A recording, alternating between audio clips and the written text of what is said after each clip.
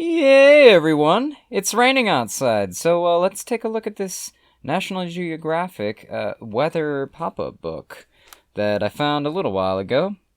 The date is 1994, and after I scratch my neck, we'll get into this thing.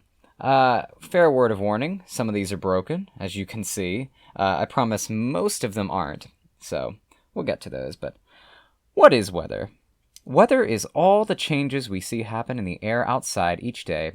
The air surrounding the Earth is called the atmosphere, and most of it is only 10 miles deep. Huh. I don't know what that is in kilometers. I apologize. We need changes in the atmosphere in order to live and grow. Weather affects airplanes, boats, cars, the food we eat, and how much things cost. It's an interesting assortment of things that weather affects. Pretty sure everything. I think weather affects everything. Everything that's not in space. Yeah.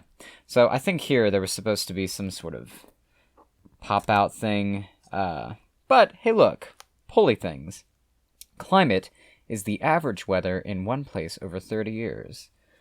And we see the sun's rays shooting down and hitting the Earth and just trying to get through and kill us all, but thankfully we have the atmosphere to protect us. What is this one here? I'll move this out the way. Jet streams. Jet streams are narrow bands of high-speed air way above the Earth. Ooh, look at that. That's coming through. Ooh, yes. Nice little lines. Pretty trippy. I like that. Let's keep going. I think we're going to get some... Oh, yeah. Ooh, spoiler. We're going to get some pop-up action here. Clouds. Let's see. Yes, indeed. That looks like quite the cloud, or a collection of clouds. Let's go on over here. So clouds are made of tiny water drops called cloud droplets, which are 100 times smaller than raindrops. Geez, that's pretty tiny, isn't it? Clouds usually build up where cold, dry air meets warm, moist air. What's going to happen here? Ooh. Oh, okay, so we have a cold front, I believe, coming in and trying to push this terrible rainstorm cloud over. What's going on over here? We've got, I believe, types of clouds, so let's do a little rotation through here. Oh, yeah. A little off-center, but that's all right. We'll forgive it. Nimbostratus is steady rain. A little bit more. I'm not sure. That's getting a little off-center. The stratus is cloudy and cool. That's pretty nifty. That looks like some sort of European or maybe even Italian architecture in that place. I wonder where they chose to model that off of. Oh! Whoa! Alright. Precipitation. Popping right out at you. Okay. So we've got snowflakes here. I think that's what snowflakes look like. Snowflakes are little six-sided ice crystals. Each one is different. They begin growing at the top of cumulus clouds. Cumulus clouds. That's pretty, isn't it? Six-sided ice crystals. I didn't realize that. I wonder how that works in a three-dimensional space. Obviously, pop-up books are not great for that, but that's pretty nifty, the way that comes out.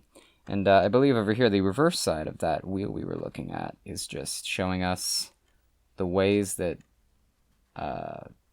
rain is... I'm going the wrong way. So the system of recycling rain. So it goes into the stream, and then it goes up into the air and comes back down as rain and feeds the moosies and the seagulls. Or pelican, I think. It's got long legs. So what's this? All types of precipitation begin as tiny cloud droplets, which become ice crystals. If they fall through air that is above freezing, they land as rain. I think we all knew that. So what happens here? Let's see. So we've got little dots up at the top. I think you can see those. We pull them down. So we've got ice crystals starting to form, and then a snowflake.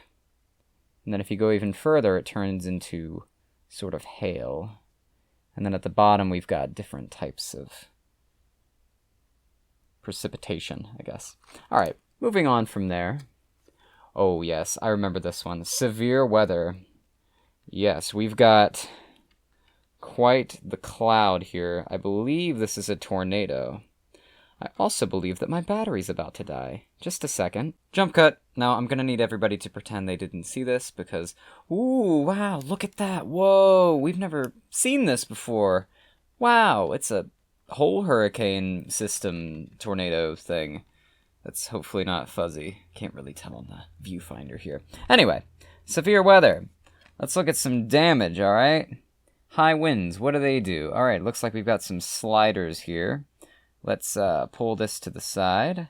And oh no, we are unleashing havoc. We have flipped a car. A house's roof seems to have come off and just landed in the street. Even a poor kid's little scooter thing has been thrown to the side without care by the foreboding forces of this very wiggly tornado. What does this do? I think we can probably imagine what it's going to do, but let's see. Oh, yep, it spins. So that's what it's going to look like if you turn on the Weather Channel and hope that you're not going to die if you're caught in the face of this monster here. All right, let's continue on, hoping that the battery holds off. Oh, what have we got here? Oh, it's a weather vane. So this is a section on forecasting. So we've got some kids down there playing with what look like kites and something to see the wind. That's very nice.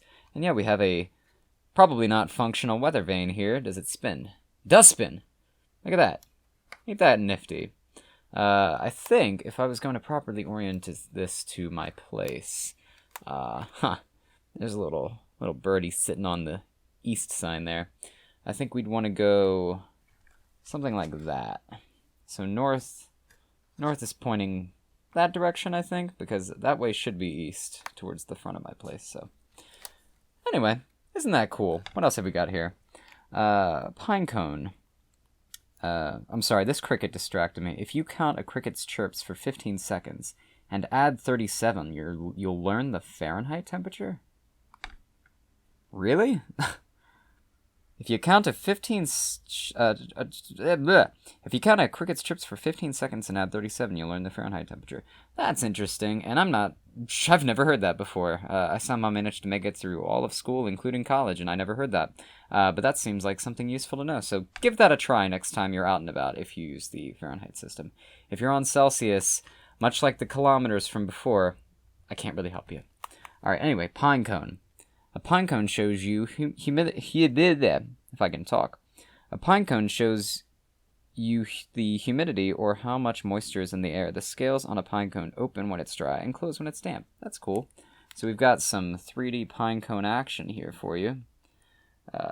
Yeah, look at that. That's pretty cool. Time-lapse of nature. I'm not really sure if I'm supposed to pull this down or up, but doing a little pine cone dance. Pretty cool. Doesn't really top the weather vane, to be honest. That might be the coolest part of this, besides the tornado. The tornado thing's really cool, too. And then there's some experiments you can do, which we'll take a pull out here. Ah, okay. So, on a sunny day, you can measure the temperature, maybe even go fishing, I guess, that boy seems to be. And then on a colder day, you can shovel snow. That's not very fun. It was supposed to snow here today, but it ended up raining for most of it, so mildly disappointing, but life goes on. And then, is that the end of the book? I think that is. Oh, there's no more pages, so let's take another look at that beautiful weather vane. Let's give it a flick. That was not what I was hoping for, weather vane. You're gonna have to try harder than that. I guess it's a lot to expect from a book. I mean, it is a book after all. I want to be careful closing that. A very nice book as well. And I tell you what, I have not only one National Geographic action book for you guys, but... Is that the sound an elephant makes? I'm not really sure. A National Geographic action book on African animal giants. Yes, it is another pop-up book. And as an aside, I really like that they call their pop-up books action books. That makes them sound a lot cooler. And yes, this one is also from the good year 1994, the same year as I believe The Lion King was released, and maybe Toy Story? I'm not really sure. Anyway, good movies, good times. Forrest Gump was also released that year. Don't ask me why I know so much about 1994. It's just a year. Ooh! Okay, so we open up and we are immediately greeted by that face. And all these little baby faces that will someday grow into that face. So what is this? How do they set this up? Long after the dinosaurs died off, many kinds of huge animals, reptiles, and birds roamed over most of the world. Suddenly, most of these animals disappeared, probably hunted to extinction by early man. I don't know. Hunted to extinction? Would you hunt that? Could you hunt that? Could you even catch that? All right, you guys, you can clearly see. I'm holding off because there is a hole here, and I have a feeling I know what this is gonna do. So let's just set this up right. And, oh, that's mildly disappointing. I pulled it and it didn't go. Alright, we're going to have to do some manual override here. Okay, so, in an ideal world, oh, geez. That would just be staring you dead in the eyes. Yeah, I like to think you could just leave the book closed like this and just leave it sitting on the shelf. That would be quite the thing. Alright, you go back there, friend. What else is there here? Oh, hello. Now this one I do remember absolutely works, so let's go ahead and give it a try. First, ostriches are the largest living birds, since they stand more than 7 feet tall and weigh 300 pounds. Not sure what that is if you convert that to kilograms. Sorry, UK and other European friends and pretty much the rest of the world. It's not on the metric system or whatever. I'm just going to keep going. Look, happy ostrich, opening eyes, experiencing the day, just so happy. Too happy. Mouth is too far open. Let's close that back. Go back to sleep, friend. There. Anything else? Field notes. 8:17 a.m. I watched 3 female ostriches lay 30 eggs in the nest. So I guess we're playing the role of this gentleman here who's being guided by this African native, I guess, person? Seems like it. That would be my non-educated take on it. Alright, here we go. There, yeah, what up, buddy? How you doing? He's so happy, just chilling, hanging out, waiting for us to come by and see his incredible neck. He knows that he's got it going on. I mean, look at that hair. What even is a giraffe? What even is? Let's learn. So, where's the thing about giraffes? Come on. This is about ostriches. I don't see anything about giraffes, but I guess we'll read this. Many big African animals need large, undisturbed areas in which to live and raise their young. Animals such as giraffes, there we go, and ostriches are not usually hunted by people or bothered by cattle ranching. However, the few elephants and rhinoceroses left are hunted for their valuable tusks and horns. These animals are safe only in parks and wildlife preserves. Now, thankfully, in the year 2020, I think this is a little bit more under control than it was back in the 90s. I know that poaching has always been an issue, and I assume it probably still is, but thankfully, I think that it's getting better, I hope. My youthful optimism tells me that. Anyway, let's look at the giraffe, how it eats its food. Okay, you ready for this? Long tongue action. If you're not a fan of long tongues, please look away. Okay. So, he's pulling it down just directly from the tree, just ripping the branches, and then looks like he's suckling the leaves off. He's got a little bit there. He's a messy eater, but we won't hold it against him. And these guys over here, they're taking a drink, seems. Yeah. Oh, God, he's trying to lick my finger. All right, this one's tricky. You gotta pull it just enough so that he doesn't get to your finger, because, look, he desperately wants to lick your finger. I mean, it's obvious. I'll just put you back down there, friend. There you go. One last look at that face. Okay, moving on. What's next in the African continent? Oh boy, it's a big old hippo. A hippopotamus. Let's see. Hippos are excellent swimmers and can walk on the river bottom as well. They can close their ears and nostrils to keep the water out. I wish I could close my ears. That sounds kind of terrifying. And I'm conjuring up images of the Ace Ventura movie where he goes to Africa. I know that's probably the least cultured thing I could come up with, but you know what? I didn't come here to be cultured. I came here to be honest. Let's watch these hippos gnaw on their food, alright? Oh, yep. In sync, perfectly, staring at us, wondering why we're watching them eat on a moonlit night. Yum, yum, yum. Okay. How you doing, friend? I'm going to call you Sally. I don't know why, but that's just where it's going. So Sally's going to continue to stare at me while I read the rest of this. Let's see.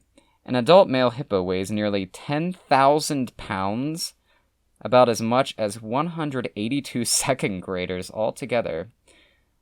That's oddly specific. 182 second graders. Interesting. You gonna go for a little swim there, buddy? Aw, he's following his mama, and he's learning how to swim. And just to be clear, Sally is not his mama. Alright, what's on the next page? Ooh, geez Louise. We've got a crocodile? Yeah, a crocodile. It's 50-50, you know. You can either guess alligator and be wrong, or you can guess crocodile and be right. Even the hippo has predators. A Nile crocodile may float for hours without moving, waiting for prey such as a baby hippo that strayed from its mother. Like this little guy? Stay close, friend. Okay. What else can we learn about the crocodile? I don't know why I said that with an Australian accent, or an attempted Australian accent, because we are in Africa after all, but we're going to maneuver around here to read what's behind. Like snakes, turtles, and lizards, crocodiles are reptiles. Ancestors of crocodiles lived along with dinosaurs more than 200 million years ago. Although dinosaurs all became extinct 65 million years ago, crocodiles did not. They beat the odds, and they look like dinosaurs. I buy it. And this guy up here, he's going to go for a swim.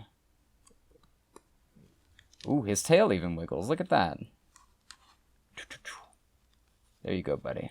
I imagine they probably can swim a lot faster than the book makes them out. Can that close? There you go. Just before we turn the page, a female Nile crocodile lays about 60 eggs in a sandy nest built near a river. That's pretty cool. Don't know why this guy's hanging out on a tree. Let's just press onward. We're almost through, friends. Oh, I remember this guy. Oh, yeah. Look at him. Gorillas. Now, I don't know about you guys, but I don't really think of gorillas when I think of Africa. But yeah, apparently gorillas are in Africa, in Central Africa. But there are apparently fewer than 600 mountain gorillas. Of course, this was circa 1990, 1994 to be exact, so I'm not sure how true that is in the modern day, but hopefully there's still some of these guys playing around, hanging in the trees, and ripping the limbs off of their enemies. What's this guy doing? He looks like he's about to attack, maybe. I'm not too sure. I think maybe something's supposed to be pulley here, but I don't really see it. He's just got some flappy arms, but this guy doesn't seem too worried. He's pretty close. Oh, yeah, this guy. All right, this might be my favorite one in the entire book, because you got the little baby gorilla here and the parent gorilla, and look, he's gonna swing back and forth, having a good old time, just playing around. Now, if you ever see a gorilla in real life in the wild, do not go up to it expecting to have this happen, because like I said, the arm ripping off thing, I'm pretty sure that's just, common knowledge, but it bears repeating. Don't go up to a gorilla. It might rip your arms off. Even if it's wearing a friendly hat, do not go up to a gorilla. And last but not least, we've got the elephant, which is broken. That's unfortunate. Let's see. Can we get the face in here? Oh, okay. So we got a little baby elephant. He's broken up a bit, but you know what? He looks like he's doing all right. And he's got what I assume to be Mama here. This book's kind of bent. I'm not really sure what this one's supposed to do. I remember trying to fix this one earlier, or at least looking at it and wondering how the hell I would even do that, because it's bent and it's weird. And anyway, Mama Trunk reaches out at you, and it's protecting the little baby elephant, but at least this one here is going to work. We've got the elephant stunting on this lion here. All right, let's see.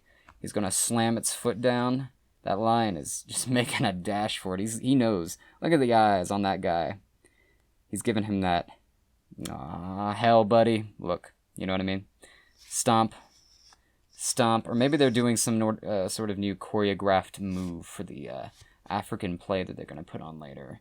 To the stomp and a stomp and a stomp, stomp, stomp. All right, I'll stop playing with that because I think I might break it. Any words of wisdom on this page? Elephants and rhinoceroses are the largest land animals. A big bull elephant may weigh 16,500 pounds, 1.5 times as much as a hippo. It eats 375 pounds of grass, bark, and shrubs a day. How do you even find that? How would you even go about doing that? I mean, elephants. What the hell, man? And, yeah. That's a good book. And, likewise with the weather book, full of action. Action. Well, that is it for us today, friends. Thank you very much for watching. I wanted to introduce you guys to my two friends here that I found sort of recently, including One Tusk, or Tusky. I'm not really sure of a name for this girl here, but she spoke to me, and she was like $1 at the Goodwill, so I got him. This guy I actually won out of a crane grabber machine at an old arcade, and he's been sitting up on his shelf lonely ever since, but now he's got a buddy. Anyway, just showing him off. Thanks for watching, guys. First video of the new year, 2020. I've got a lot of things planned this year, so I hope that you'll stick around and consider subscribing and liking the video and telling me if there's anything specific you'd like me to see or you'd like to see me do, or any kind of books that you have been looking for that you'd like to see more of, because there's a strong chance that I might already have a couple of them if it wasn't already obvious. So yes, thank you, friends, for watching, and I will see you the next time we read something together. Ta-ta!